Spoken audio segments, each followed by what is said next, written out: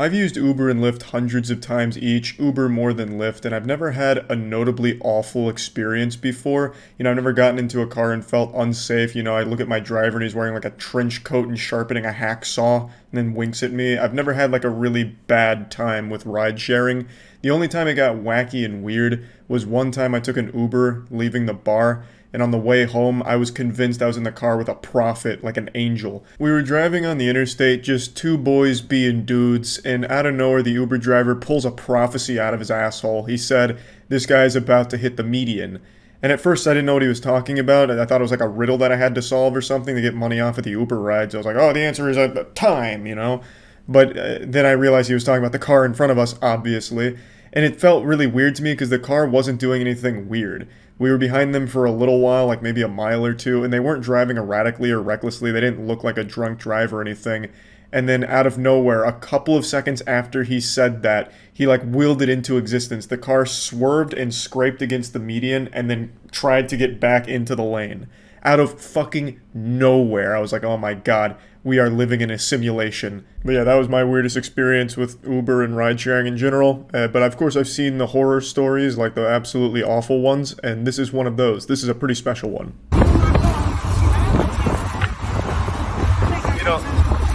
I'm just trying to ask you to go to speed limit is all. I'm saying I'm gonna go. Oh.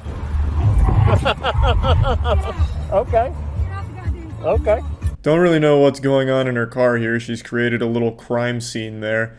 Like, stepping into this vehicle looks like you'd be stepping into your neighbor's shitty haunted house on Halloween. It's just really goofy looking. I don't get it. I guess it's supposed to be early Halloween decorations. She's got like a blow-up sex doll in the passenger seat.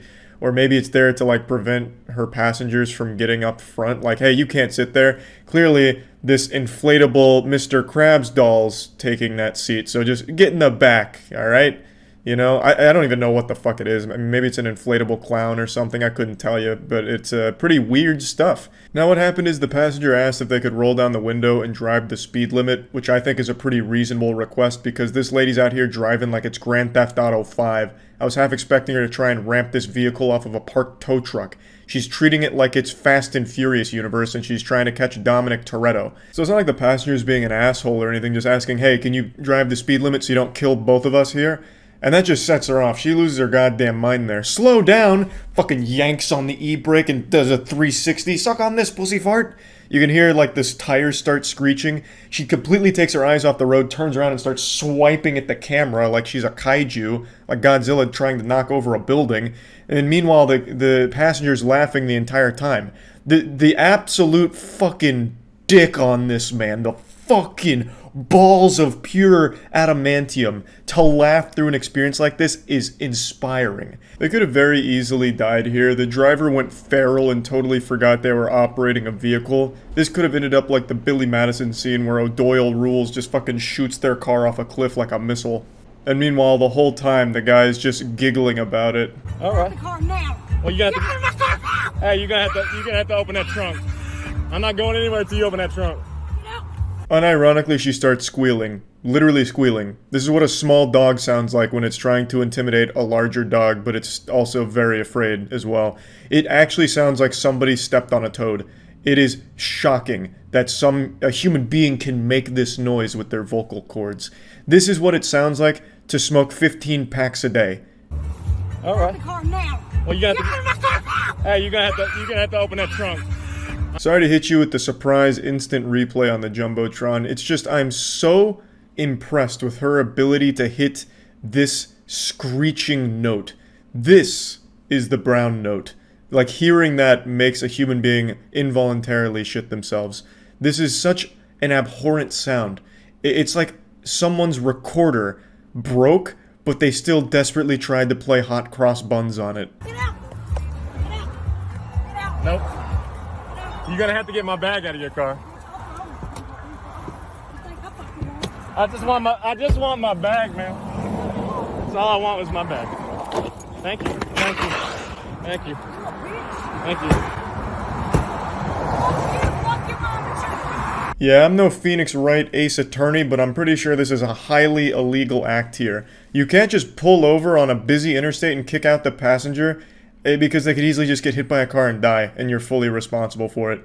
What a remarkably reckless decision from this asshole here. But credit where credit is due, she did slam him with a real humdinger, saying, "Fuck you and fuck your mom too." So she tossed in a "your mom" there, so she really got him. I was really hoping she'd double down and go for a D's nuts as well. Just be like, "Hey, yeah, you can you get off at the D's exit and find another Lyft.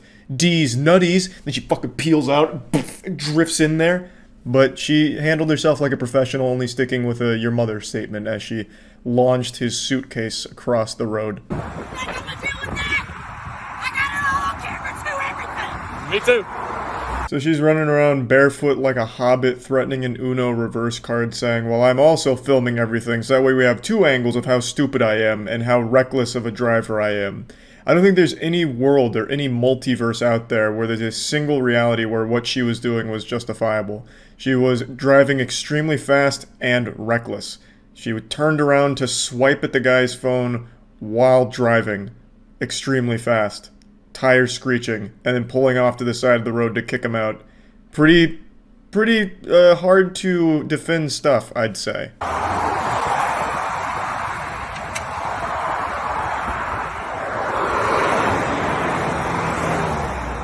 As she blasts off back onto the road, she nearly clipped the van that was next to her because she tried to get back too early, and that would have been an absolute catastrophe. Her road rage almost got even more people hurt.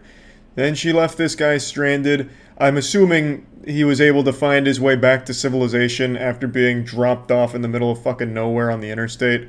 And yeah, I don't really think this is the best Lyft experience. I would imagine this is at the absolute least 2 stars, I would say. It has to be. Because this was not great. This was not, spectacular service, I would argue. But at least he survived the trip. I was getting worried when she was driving the car and slamming backwards, screeching tires and shit. I thought that was just going to be the end of him. I thought we were looking at like some Blair Witch Project found footage kind of shit, but luckily everyone was okay. That's about it. See ya.